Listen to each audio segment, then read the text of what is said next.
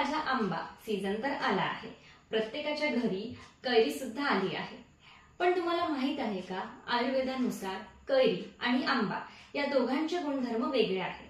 तसेच हे कधी आणि कोणत्या सीझनला खावे हे आज आपण जाणून घेऊया. नमस्कार, मी डॉक्टर राधा खडककर, आयुर्वेद MD. आज आपण जाणून घेऊया फळांचा राजा आंबा याबद्दल. कैरी ही मुळातच वात वाढवणारी, पित्त वाढवणारी तसेच कफ पण वाढवणारी आहे. ही रक्ताला दूषित करते. ही आम्ल रसाची आहे, पण सोबतच ही रुचकर आहे.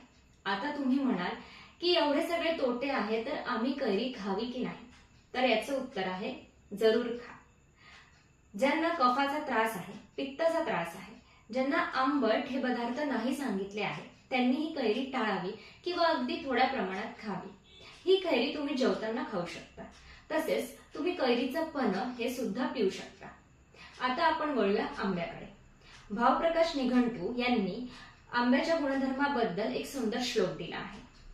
पक्वम तु मधुरम वृक्षम स्निग्धम बलसुखप्रदम गुरु वातहर रुद्यम वर्ण्यम शीतपित्तलम कषायानुरसम भन्निम श्लेष्म शुक्रविवर्धनम. खूप जणांचं मत आहे की आंबा हा गरम पडतो, पण खरं तर आपण श्लोकात पाहिलाय हा शीत आहे. हा मधुर आहे, हा स्निग्ध आहे म्हणजेच लुब्रिकेशन वाढवतो.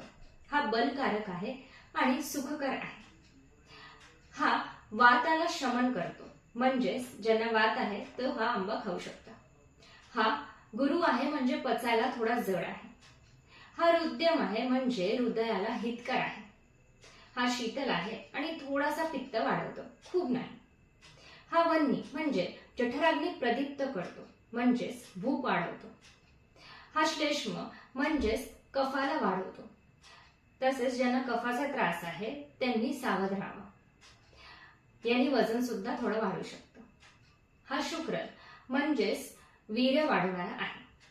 तर आंब्याचे एवढे गुणधर्म आहे, पण नेमका हा कधी खावा? हा आंबा आपण ग्रीष्म ऋतूत खावा.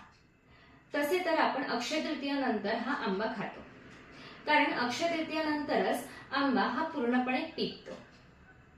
ग्रीष्म ऋतूत खारट, आंबट आणि तिखट हे पदार्थ खायला सांगितले नाही आहे.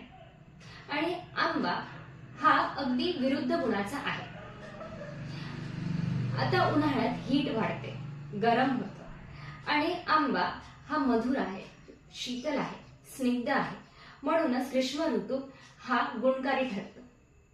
मग या उन्हाळ्यात या आंब्याच्या माहितीसह आपण खाऊयात आंबा.